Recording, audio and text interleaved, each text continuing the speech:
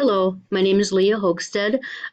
This is a little bit late. I've been feeling good, and I've been dealing with weather-related homeowner issues. So this is a day late, and again, I'm sorry about that. The issue for today is insights and what do they mean? Why do we care about them? And what it means for data analytics. Now, basically, for your data collection, it's a three-step process. You collect the data, you apply the analytics, and then you interpret the insights.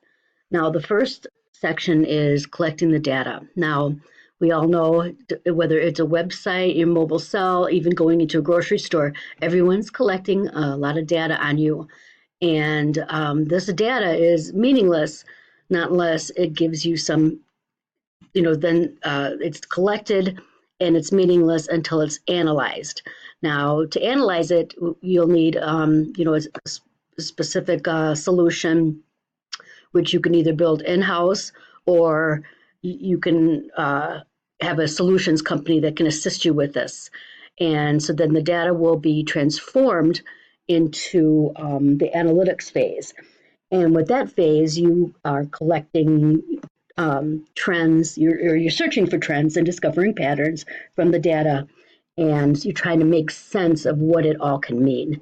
And the insights part is the third part of the process, and that's where you take the analytical data when it makes sense, and then you kind of break it down into something more granular that your specific industry or business needs, the information that it needs. And this data, this is where it's very, very, very valuable.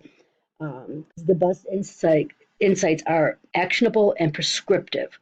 And then an organization can make plans, future plans, short-term or long-term goals to figure out what their company needs to do to better engage customers. So it's all about reaching out, making the customer experience better. And the only way you can do that is gather data and then find those patterns. So then you can sell to them better, reach them better, communicate with them, and maybe get some feedback. And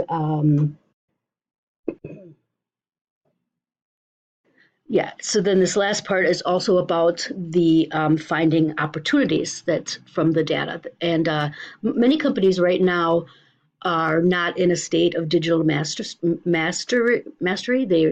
They're very beginning stages, and most companies haven't leveraged the true power of digital technologies yet. And a lot of companies are not using the services that and solution consulting firms that are out there.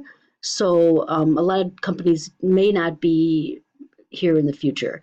I think a lot of companies might be in the death throes and they may not know it yet because you have to be a digital master to survive in today's business world. Okay, thank you. And I look forward to watching everybody else's video.